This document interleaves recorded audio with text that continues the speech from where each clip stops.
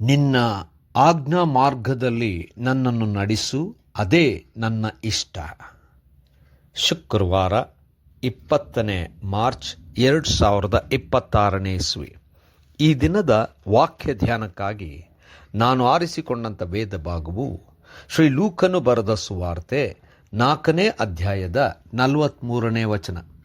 ಆದರೆ ಯೇಸು ಅವರಿಗೆ, ನಾನು ದೇವರ ರಾಜ್ಯದ ಸುವಾರ್ತೆಯನ್ನು ಬೇರೆ ಊರುಗಳಿಗೂ ಸಾರಿ ಹೇಳಬೇಕಾಗಿದೆ, ಇದಕ್ಕಾಗಿ ಕಳುಹಿಸಲ್ಪಟ್ಟಿದ್ದೇನೆ ಎಂದು ಹೇಳಿದನು ಎಂಬುವಂಥದ್ದೇ.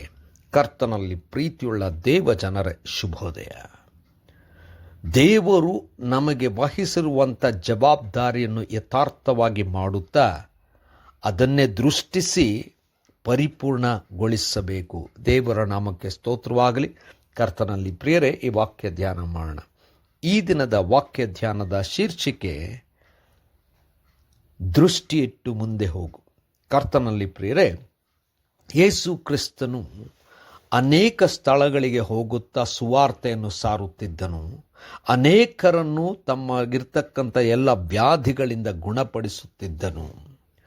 ಒಂದು ಸಮಯದಲ್ಲಿ ವಾಕ್ಯ ಸಾರಿದ ನಂತರ ಆ ಸ್ಥಳದವರು ಯೇಸು ಅವರೊಂದಿಗೆ ಇನ್ನೂ ಹೆಚ್ಚಾಗಿರಬೇಕೆಂಬುದಾಗಿ ಕೇಳಿಕೊಳ್ಳುವಂಥ ಸಂದರ್ಭದಲ್ಲಿ ಯೇಸು ಸ್ವಾಮಿಯು ಅವರಿಗೆ ಹೇಳಿದಂಥ ಮಾತೇನೆಂದರೆ, ತನ್ನ ಕಾರ್ಯ ಅಥವಾ ತಾನು ಬಂದಂಥ ಉದ್ದೇಶ ದೇವರ ರಾಜ್ಯದ ಕುರಿತಾಗಿ, ದೇವರ ಕುರಿತಾಗಿ ತಾನು ಸುವಾರ್ತೆಯನ್ನು ಅನೇಕರಿಗೆ ಅನೇಕ ಸ್ಥಳಗಳಿಗೆ ಹೇಳಬೇಕಾದಂಥದ್ದು.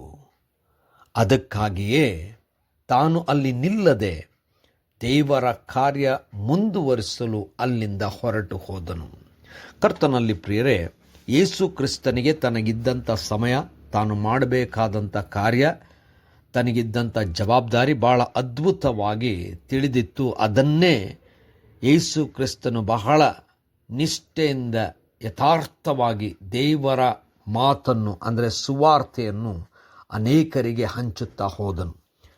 ಅನೇಕ ವಿಧವಾದಂಥ ಅಡಚಣೆಗಳು ಅಥವಾ ಪ್ರೀತಿ ಅಥವಾ ಬೇರೆ ಬೇರೆ ರೀತಿಯಾದಂಥ ಕಾರಣಗಳು ತನ್ನನ್ನು ನಿಲ್ಲಿಸಲಿಕ್ಕೆ ಸಾಧ್ಯವಾಗಲಿಲ್ಲ.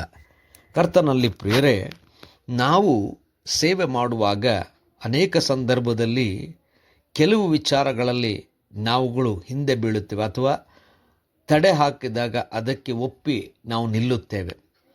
ನಮ್ಮ ಜವಾಬ್ದಾರಿ ಅನೇಕ ಸಂದರ್ಭದಲ್ಲಿ ತಡವಾಗಬಹುದು.